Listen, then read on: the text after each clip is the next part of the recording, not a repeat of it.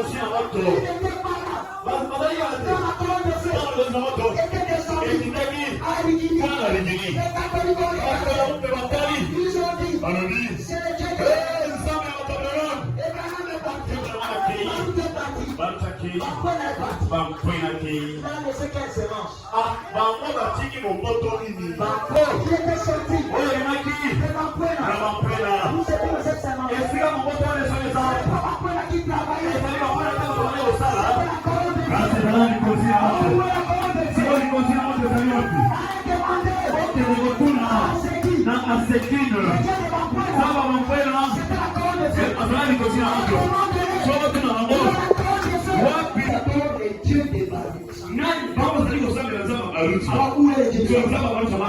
Où est le Dieu de Baruch?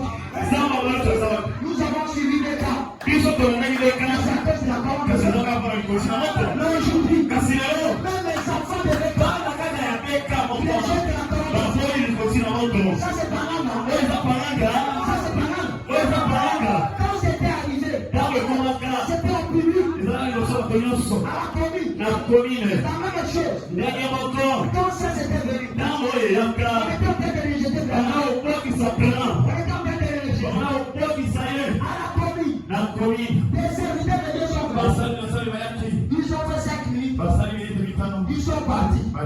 Ils ont pensé qu'on va le suivre, les brebis vont le suivre. Il y avait tellement de longues choses. Les brebis n'allaient pas suivre. Et j'étais là. J'étais en train de courir. Je disais, le temps de Béka était là. Le temps de ces temps-là. Aujourd'hui, c'est la nouvelle génération.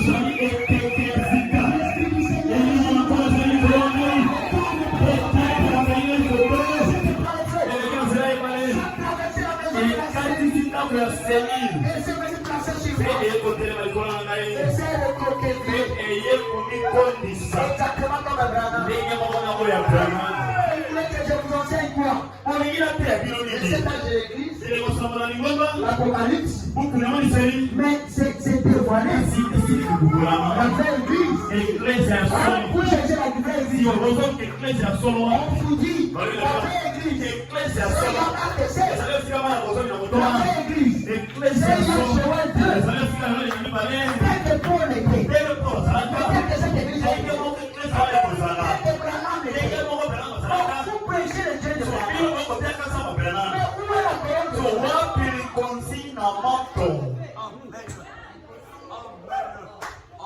Une seule photo. Depuis 1900.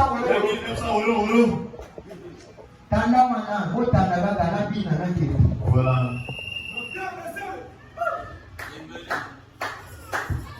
Dans la Bible, l'épée de l'esprit, c'est la parole de Dieu. La parole est très descend. Et sa forme est l'épée. Que dites-vous que c'est?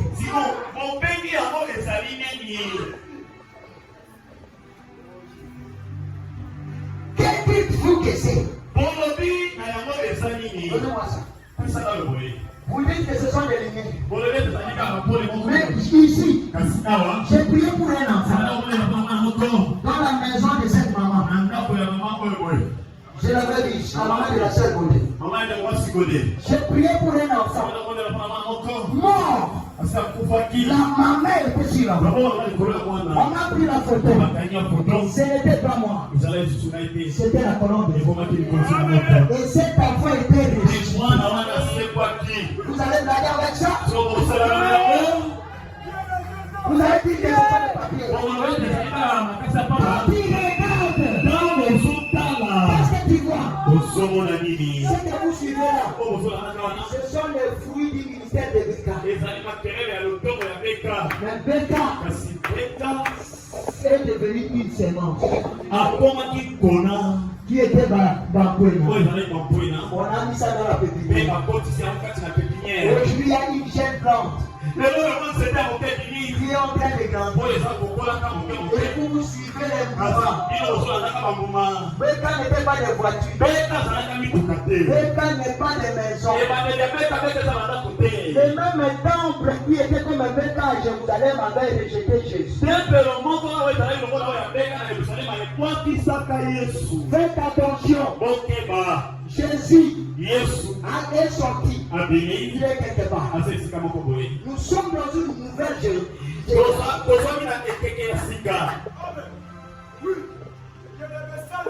je parle de la vraie église.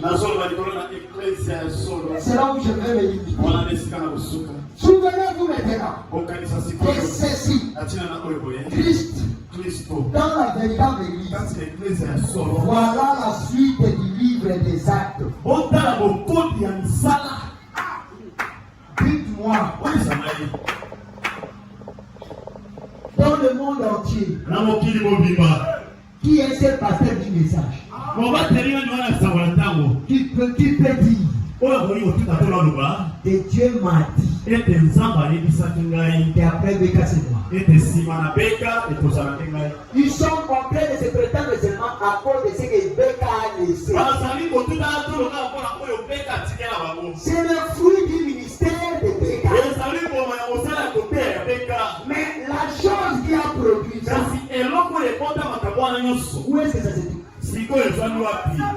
J'ai rencontré Dieu. Je prends encore la Bible. Seigneur, si ce n'est pas la vérité, moi maintenant, ma femme est là, mes enfants sont là, je les aime, je prends encore les risques, je m'assois sur la Bible, je sais que Jésus, ce n'est pas vérité. Dis-moi, en 2006, j'ai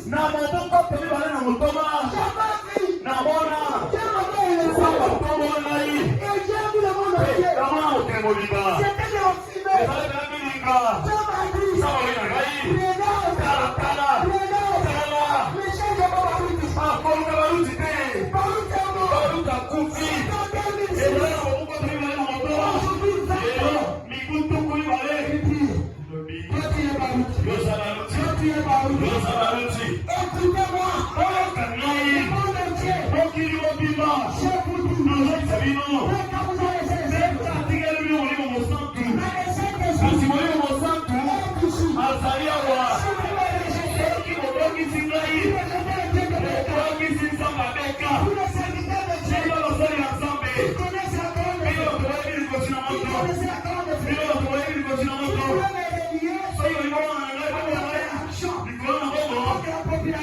écoutez-moi, vous savez très bien. Après, vous allez voir comment vous allez mourir. Vous allez voir comment vous allez mourir. Dieu va vous écarter. Pour descendre l'évangile. Continue bien. Je vais devenir un obstacle. Pour Christ.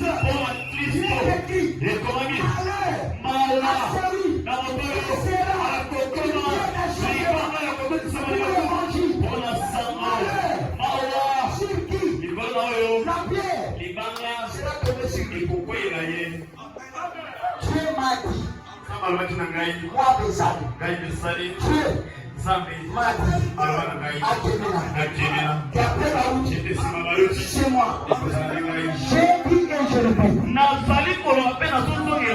Ce n'est pas que moi je vais aller prendre son idée.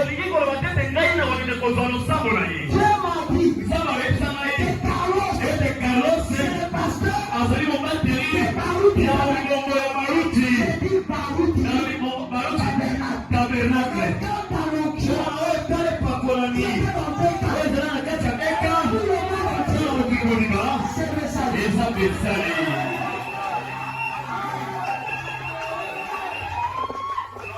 Ce n'est pas fini. Dieu a fait donner à Béka.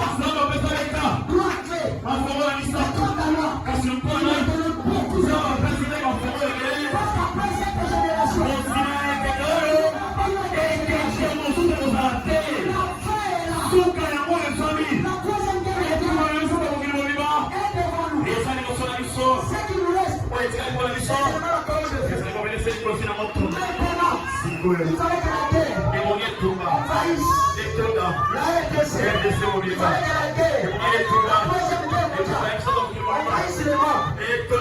Voyez maintenant, c'est la colonne de feu qui est ici, qui arrête ça, vous savez quoi? La troisième étoile se répète. Comment ils étaient descendus? La colonne de feu est rentrée, s'est passée entre les enfants d'Israël et Pharaon. Et à côté, c'était des montagnes. À côté, c'était des montagnes. Aujourd'hui, c'est la même chose. La colonne de feu est là. La colonne de feu est là. Derrière nous. Derrière nous. C'est le conseil qui me dit. Le peuple américain est là. À côté de nous. C'est la guerre. Au Congo. C'est la guerre au Congo. À côté de nous. C'est la guerre mondiale. La guerre mondiale. Alléluia. Amen. Devant nous, c'est le système. Ce sont les églises. C'est le monde. C'est l'esprit du monde. Alors maintenant, la colonne de feu est au-dessus de nous. C'est ce message rétabli. Ce message rétabli. Parce que le message était sur les pas de charité. C'est pas que Dieu a dit. Ce message ne sera jamais devenu une dénomination. Ce message restera pour vous. Souvenez-vous de l'océan. L'océan. On peut jeter le saleté. Il ne va pas refuser. Les saletés vont entrer. Mais à un moment donné, il va écumer. Qu'est-ce qu'il va faire? Il va faire ça. 2026. Le message a beaucoup écumé. Ça va jeter. Ça va jeter. Et la veille bouge. Ça marche. Au milieu mondial. L'écuménisme et le monde. Nous devons traverser le monde. Nous devons traverser la mort. C'est le Jourdain. Oh Jésus. Oh Jésus. La fin de la Bible. Pour la 4e fois. Je ne suis pas mort. J'ai vu des serviteurs de Dieu. L'autre a dit aussi Jésus est Dieu. Que je mets. Les serviteurs de Dieu morts. Qui est comme les 12 apôtres de Jésus. Vous voyez ce que j'ai fait. Vous voyez ce que Dieu fait avec vous. Je ne suis pas votre camarade. Je ne suis pas lié avec vous charnellement. Vous voyez ce que le Saint-Esprit est en train de faire. Qui sera la pierre d'achoppement? C'est celui-là qui va mourir. Au temps de Noé, ils étaient combien? Ils sont morts combien? J'ai déchiré mes diplômes. J'ai brûlé tout. Parce que j'ai compris. Dieu m'a dit. Après Baruch, j'ai dit. Quand Moïse avait rencontré Dieu, qui était là? Mais vous croyez pourquoi? Quand Péka avait rencontré Dieu, qui était là? Vous voulez qu'il soit là quand moi j'ai rencontré Dieu? Ici à Kikole. J'ai vu ça. J'étais ici. Dieu m'avait amené. Quand je passais aux épreuves, Dieu m'avait amené pour le camp de Job. Et il m'a montré Job. Je suis passé par les épreuves pendant plus de 25 ans. Et jusqu'aujourd'hui, je passe les épreuves. Tout le monde me rejette. Qu'est-ce que je fais? Tous les pasteurs de l'Est, de l'Échec, qu'est-ce que je fais? Qu'est-ce qu'il fait ici? Que Dieu va témoigner à mon Dieu. Que Dieu va commettre une erreur pour ressusciter le mort, pour guérir les fous, pour guérir les esprits de foi. Je comprends que j'ai l'onction de Joseph. J'ai un don pour le salut de l'épouse. Les déclarations sont fortes parce que les autres doivent mourir. C'est le moment de la révélation. C'est le jour où Jésus a dit, aujourd'hui vous ne mangerez pas le pain, vous allez manger ma chair et mon sang. Qu'est-ce que j'ai présenté qui n'est pas dans la Bible? Qu'est-ce que j'ai dit que William Branham n'a pas? Une seule différence, une seule nouveauté. J'ai pris la Bible, le message, et je me suis attribué.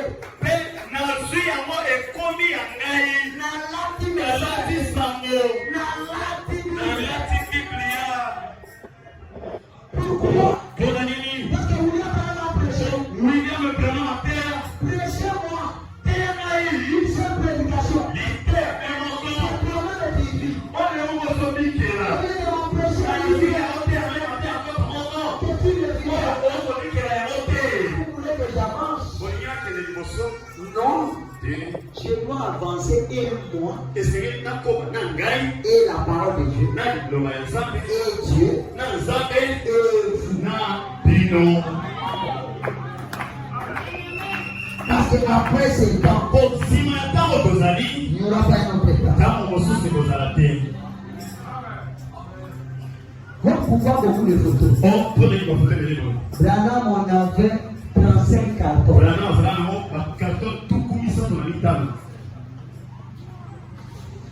Vous connaissez le message. Connaître le message, c'est que votre vie soit le message.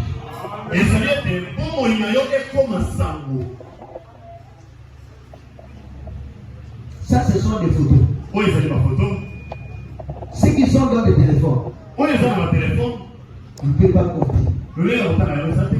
Chaque jour que Branham est prêché, la colonne devait se manifester. Quand il discernait les pensées, même si c'était la colonne devait qui se plaçait. J'ai mis la photo, il posait le mot de Zali Kolo et à Morocco. Mais Branham a dit que biloko nyonso ya libungu na kati ya kolonne lokola échographie. Et Branham voyait tout ce qui n'allait pas dans son cœur. C'est pourquoi il disait quand l'onction descend, ne prenez pas de photos. Je dis c'est distinguer la lumière de la force de Dieu et le flash de la foi.